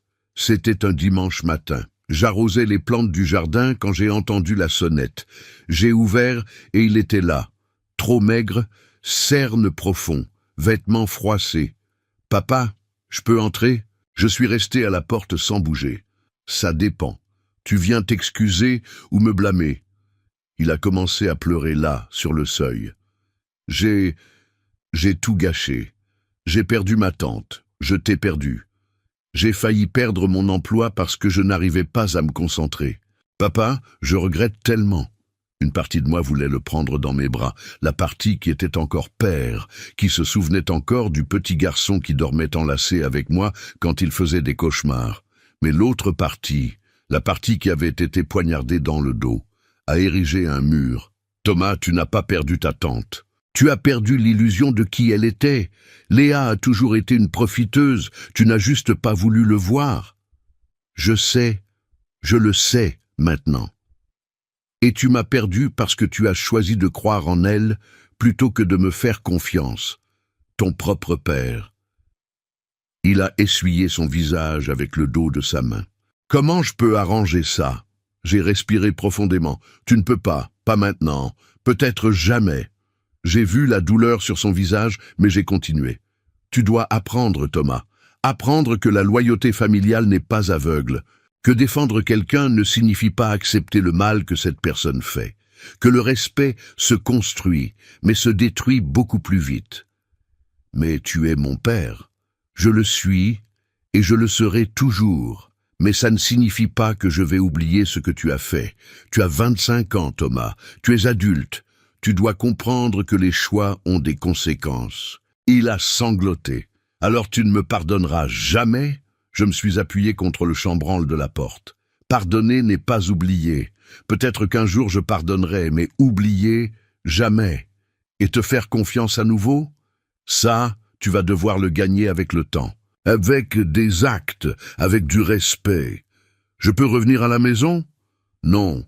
Le mot est sorti ferme. Ça m'a fait mal, mais il est sorti. Tu as choisi de partir. Maintenant, tu dois apprendre à vivre avec ce choix. Tu dois grandir, Thomas. Tu dois découvrir qui tu es, sans t'appuyer sur moi, sans t'appuyer sur Léa, sans utiliser personne comme béquille. Il s'est assis sur les marches, vaincu. Je t'aime, papa. Moi aussi, je t'aime. Mais l'amour ne suffit pas quand il n'y a pas de respect. J'ai fermé la porte doucement. Je me suis appuyé contre elle de l'intérieur et j'ai pleuré. J'ai beaucoup pleuré, parce que dire non à un fils est la chose la plus difficile qu'un père puisse faire. Mais parfois, c'est nécessaire. 2 mois plus tard, j'ai reçu une lettre de lui, écrite à la main, 3 pages d'excuses sincères, de réflexion, de reconnaissance des erreurs. Je n'ai pas répondu, je n'étais pas encore prêt, mais j'ai gardé la lettre dans un tiroir. Peut-être qu'un jour, pendant ce temps, ma vie a pris un tournant complètement différent. J'ai utilisé les 160 000 € que Léa a été obligée de rembourser. Le fisc a reversé le montant en ma faveur comme restitution à la victime de crime fiscal. Avec cet argent, j'ai rénové la maison, peint les murs d'un jaune doux que j'avais toujours voulu, changé les vieux meubles, enlevé les outils de papa du mur du salon. Je ne les ai pas jetés, mais je les ai rangés dans la cave. Ce n'était plus un hôtel. C'était juste de la rouille du passé.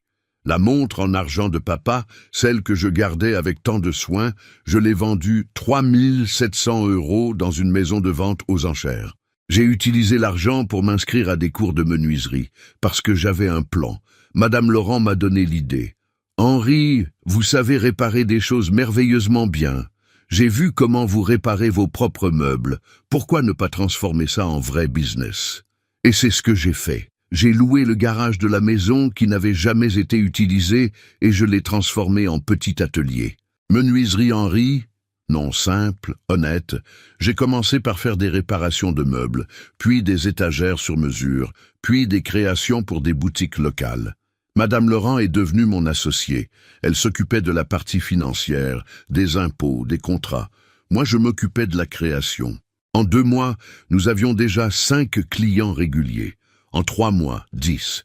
J'ai embauché Marcel, un jeune homme de 28 ans du quartier voisin pour m'aider. Il travaillait vite et bien. Je le payais 2 400 € par mois. Salaire juste avec contrat de travail. Pour la première fois en décennies, j'étais fier de moi. Je n'étais pas le fils de quelqu'un. Je n'étais pas le veuf pathétique. Ma femme Sylvie était morte d'un cancer 2 ans avant papa. Je n'étais pas le père abandonné, j'étais Henri, entrepreneur, menuisier, survivant.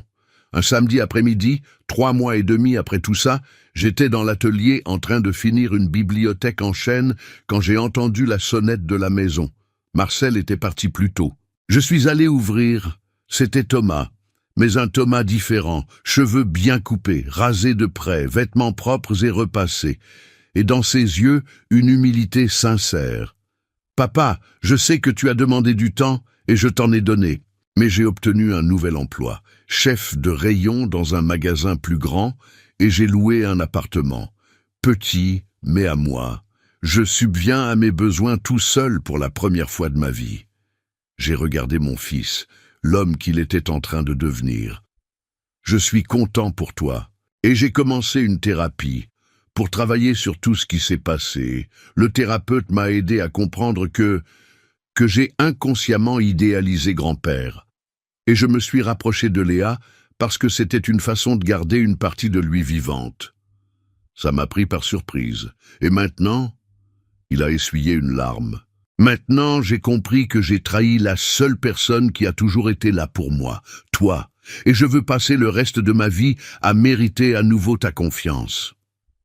J'ai ouvert un peu plus la porte. « Tu veux entrer ?» Il a hésité. « Je peux ?»« Tu peux, mais pas dans ta chambre. »« Pas encore. » Nous sommes entrés, j'ai préparé du café. Nous avons parlé pendant 2 heures. Vraiment parlé. Sans cris, sans accusation. Juste un père et son fils essayant de reconstruire des ponts brûlés. Quand il est parti, il m'a serré dans ses bras. Merci de ne pas avoir abandonné, même quand je le méritais. Les pères n'abandonnent pas, mais ils ne sont pas non plus des paillassons. Il a souri. Un petit sourire, mais réel. J'ai appris ça. Aujourd'hui, 6 mois après ce jeudi maudit où tout a commencé, je suis assis dans mon atelier. C'est la fin de l'après-midi. Le soleil entre par la fenêtre, illuminant le bois de noyer que je suis en train de poncer.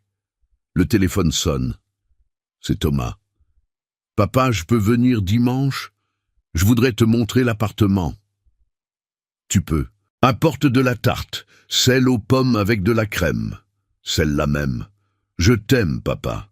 Moi aussi, je t'aime, fiston. » Je raccroche. Je regarde autour de moi. L'atelier que j'ai construit. La vie que j'ai reconstruite. L'homme que je suis devenu. Papa m'a menti, Thomas m'a abandonné. Léa a essayé de me détruire. Mais j'ai survécu. Plus que ça. J'ai gagné. Parce qu'au final, la plus grande vengeance n'a pas été de détruire ceux qui m'ont blessé.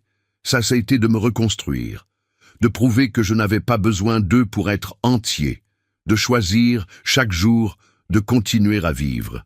Et aujourd'hui, quand je me regarde dans le miroir, j'aime ce que je vois. Un homme de 68 ans, cheveux grisonnants, rides d'expression, main calleuse à force de travailler le bois, mais des yeux brillants, une colonne vertébrale droite, et un cœur qui, malgré toutes les cicatrices, bat encore fort. Je pense parfois à papa, à l'homme qu'il était vraiment, pas au héros que j'avais inventé dans ma tête.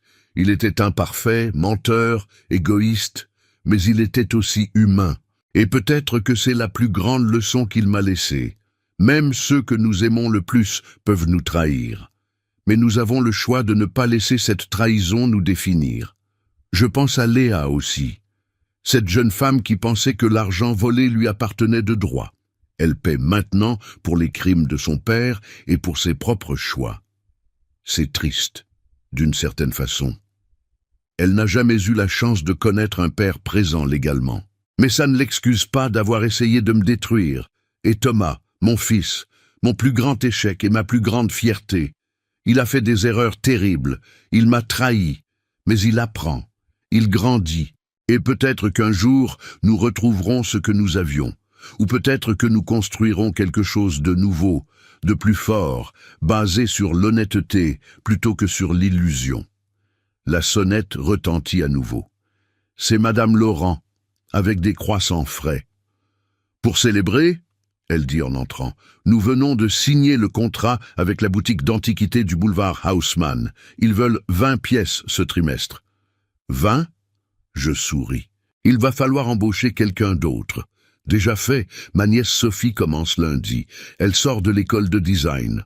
Nous rions ensemble, complices. Cette femme que je connaissais à peine il y a 6 mois est devenue ma meilleure amie, ma partenaire, mon ancre. Henri, elle dit sérieusement, vous savez que vous êtes un exemple pour tout le quartier maintenant? Les gens parlent de vous, de comment vous vous êtes relevé, de comment vous avez transformé la trahison en force. Ils parlaient aussi de moi il y a 6 mois, je dis avec un sourire amer. Mais à l'époque, c'était pour se moquer. Et maintenant, c'est pour admirer. Vous avez montré qu'on peut survivre à l'impensable, que la dignité se gagne, elle ne se donne pas. Je regarde par la fenêtre de l'atelier. Le soleil se couche sur Paris.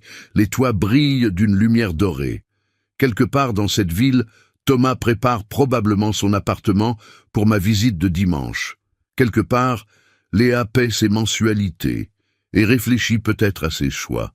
Quelque part, Sophie essaie de reconstruire sa vie après avoir tout perdu. Et moi?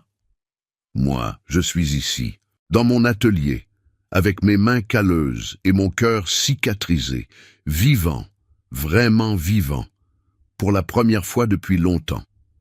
Le portable vibre. Un message de Thomas. Papa, j'ai fait ton plat préféré pour dimanche. Bœuf bourguignon comme grand-mère le faisait. J'espère que tu aimeras. Je souris. Mon fils se souvient. Il essaie.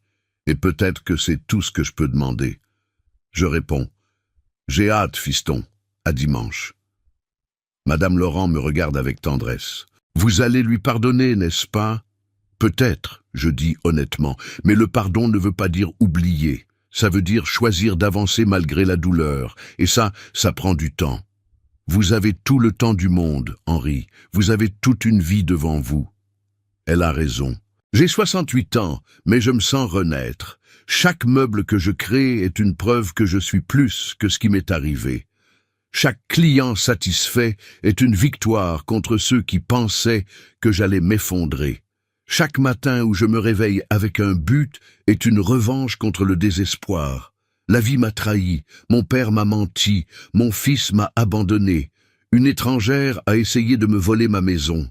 Mais je suis toujours debout, et ça vaut tous les héritages du monde. Merci d'avoir suivi cette histoire jusqu'au bout. Si elle vous a touché, abonnez-vous à Les Conseils de Papy, laissez un like, et dites-moi dans les commentaires ce que vous en avez pensé et d'où vous regardez. Vos messages me donnent la force de continuer à partager ces histoires de vie, de résilience et d'espoir. Rappelez-vous, la trahison peut vous briser, mais c'est à vous de décider si elle vous définira ou si elle vous forgera. Choisissez la force, choisissez la dignité, choisissez la vie. À bientôt pour une nouvelle histoire sur Les Conseils de Papy. What? Dude, hanging scared me. Yesterday was it yesterday? Yeah. When that zombie came out of the wardrobe, that was fucking hilarious. Oh, that scared the crap out of me. It was so good though. Terrible.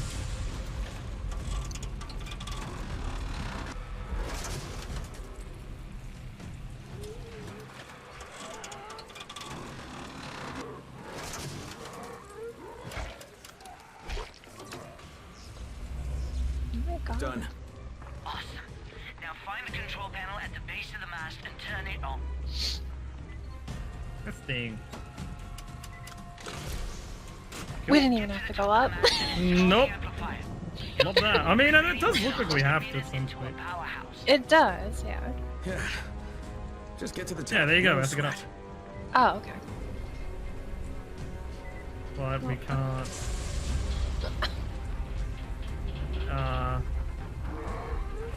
Is there something new we can climb up now? Ah, shit, the cable snapped.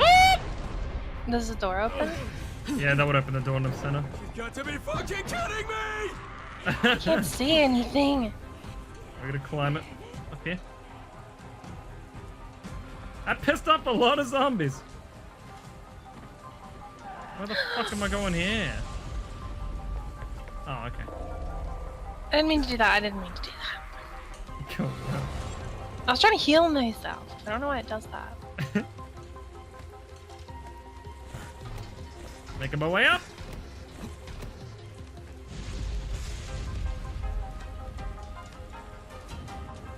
What?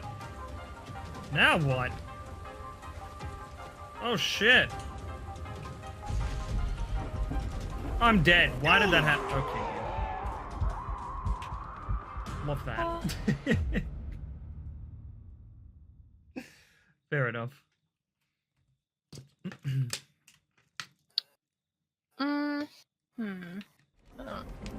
Oh, hi. Look at that. It put me up here. Nice. I don't even know how it did that. Maybe because I was over here. I've fallen. Oh my god. Okay, I'm fine.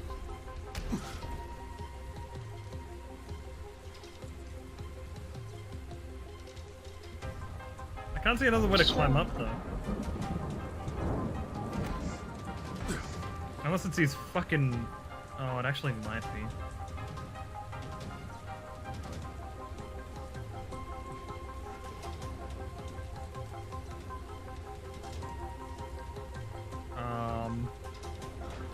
Where are you? Oh. Under you. I just... I'm confused. You gonna run up?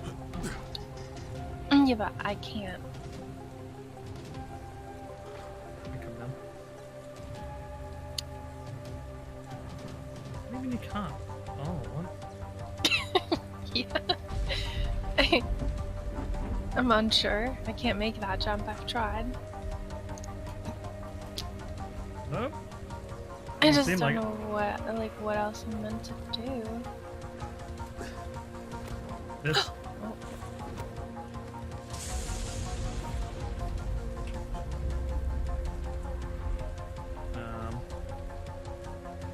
This part confuses the fuck out of me.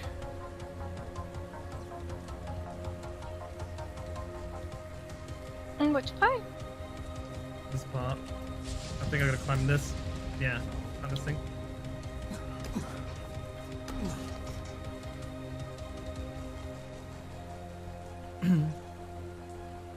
Behind you. Yeah, no, I was just looking. Because there's a bunch of them.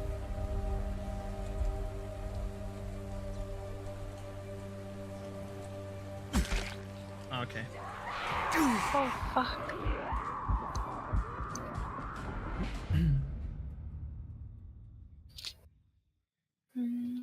Should put you back up here, I assume. Yeah.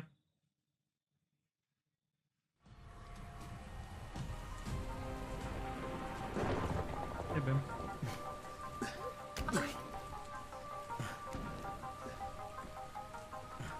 Sit. Oh my god, I almost fell to my death.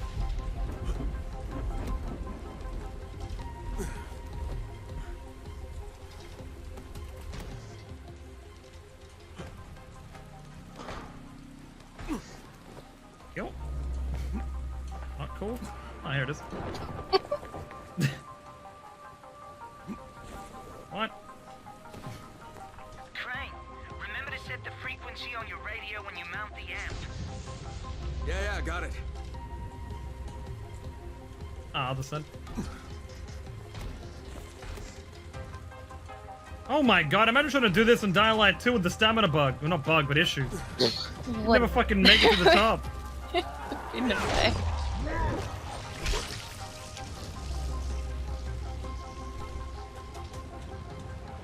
You get like quarter of the way up and then fall all the way and die. True.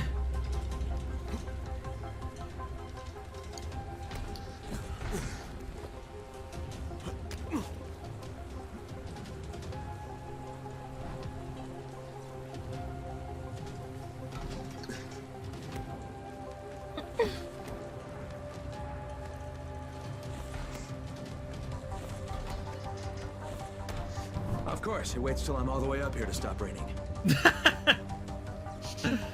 Yeah.